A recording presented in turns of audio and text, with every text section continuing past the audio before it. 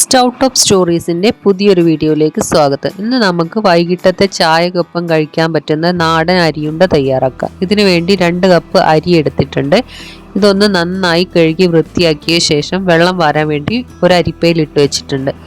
വെള്ളമൊക്കെ വാർന്നു കഴിയുമ്പോൾ ഇതൊരു പാനിലിട്ട് നമുക്കൊന്ന് വറുത്തെടുക്കണം. ഞാൻ 2 തവണയായിട്ടാണ് ഈ അരി വറുത്തെടുക്കുന്നത്.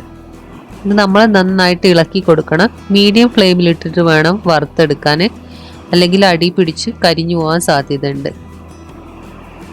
കുറച്ച് ടൈം എടുക്കും ഇതൊന്ന് വറുത്തെടുക്കാൻ വേണ്ടിയിട്ട്.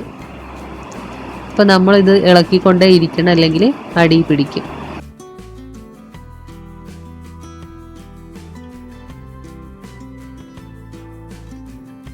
അപ്പം നമ്മുടെ അരിയൊക്കെ ഒന്ന് പൊട്ടി വരാൻ തുടങ്ങിയിട്ടുണ്ട്.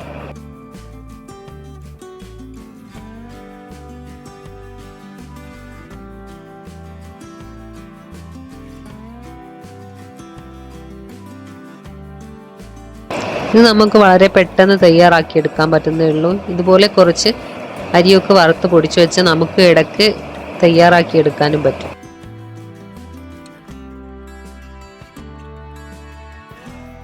ഇനി നമുക്ക് ഇതിനകത്തേക്ക് കുറച്ച് ഏലക്ക ചേർത്ത് കൊടുക്കാം. ഒരു 4-5 ഏലക്ക കൂടെ ചേർത്ത് കൊടുത്തിട്ടുണ്ട്. ഏലക്ക പൊടിയുണ്ടെങ്കിൽ അത് ചേർത്ത് കൊടുത്താൽ മതി. അത് നമ്മൾ ഇത് പൊടിക്കുന്ന സമയത്ത് ചേർത്താൽ മതി. ഇനി നമുക്കിതൊരു പരന്ന പാത്രത്തിലേക്ക് വെച്ച് കൊടുക്കാം. ഒന്ന് ചൂട് നണിഞ്ഞിട്ട് നമുക്ക് പൊടിച്ചെടുക്കാം. ഇനി നമ്മൾ ഇതിനകത്തേക്ക് കുറച്ച് കടലയും കൂടെ വറുത്തെടുക്കുന്നുണ്ട്. കടല വളരെ കുറച്ച് മാത്രമേ എടുത്തിട്ടുള്ളൂ, അല്ലാതെ ആ കടലേൻ്റെ ടേസ്റ്റ് ആയിരിക്കും മുന്നിട്ട് നിൽക്കുക. അതുകൊണ്ട് വളരെ കുറച്ച് കടല മാത്രമേ ഞാൻ എടുത്തിട്ടുള്ളൂ. ഇതും ഒന്ന് നമുക്ക് വറുത്തെടുക്കാം.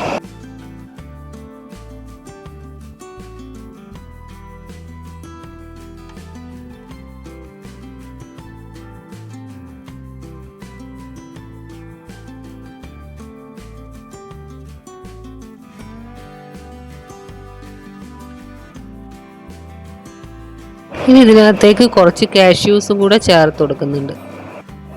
ഇത് നമുക്ക് ആവശ്യത്തിനനുസരിച്ച് ചേർത്ത് കൊടുക്കാം. കൂടുതൽ വേണമെങ്കിൽ കൂടുതൽ ചേർത്ത് കൊടുക്കാം. പിന്നെ ഈ കടലയും കാഷ്യൂസും ഇല്ലാതെ നമുക്ക് ഈ അരിയുണ്ട തയ്യാറാക്കിയെടുക്കാം കേട്ടോ. ഇത് ചേർക്കുമ്പോൾ കുറച്ചുകൂടെ ഒരു ടേസ്റ്റ് ആയിരിക്കും. ഇതും നമുക്ക് ആ വറുത്ത് വെച്ച അരിയിലേക്ക് ചേർത്ത് കൊടുക്കാം.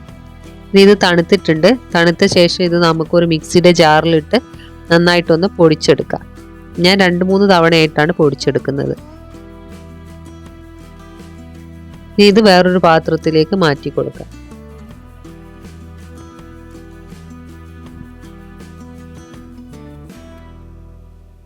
ഇനി നമുക്ക് പൊടിച്ചെടുത്ത അരിപ്പൊടിയിലേക്ക് കുറച്ച് തേങ്ങയും ശർക്കരയും ചേർത്ത് നന്നായിട്ടൊന്ന് അരച്ചെടുക്കണം. ഞാൻ 2 കപ്പ് തേങ്ങ എടുത്തിട്ടുണ്ട് ടോട്ടലായിട്ട്. അതേപോലെ 1.5 കപ്പ് ശർക്കരപ്പൊടിയാണ് എടുത്തിട്ടുള്ളത്. ഇത് നന്നായിട്ടൊന്ന് അരച്ചെടുത്തിട്ടുണ്ട്. ഇനി നമ്മളിത് ഈ അരിപ്പൊടിയിലിട്ട് നന്നായിട്ടൊന്ന് മിക്സ് ചെയ്തെടുക്കണം.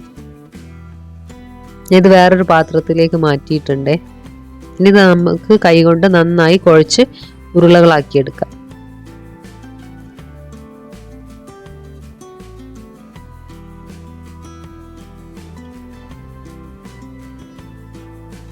ഇപ്പം നന്നായി കുഴച്ചെടുത്തിട്ടുണ്ട്. ഇനി നമുക്ക് ആവശ്യത്തിന് ഉരുളകളാക്കിയെടുക്കാം.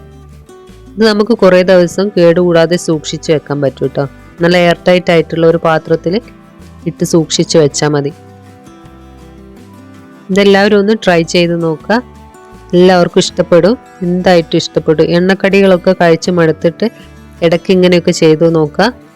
കുട്ടികൾക്കൊക്കെ വളരെ ഇഷ്ടപ്പെടും. നല്ല ഹെൽത്തിയാണ്. അപ്പോൾ വീഡിയോ ഇഷ്ടപ്പെട്ടാൽ ലൈക്ക് ചെയ്യാനും ഷെയർ ചെയ്യാനും സബ്സ്ക്രൈബ് ചെയ്യാനും മറക്കല്ലേ. പുതിയ വീഡിയോസുമായിട്ട് നമുക്ക് വീണ്ടും കാണാം. അതുവരേക്കും ബൈ.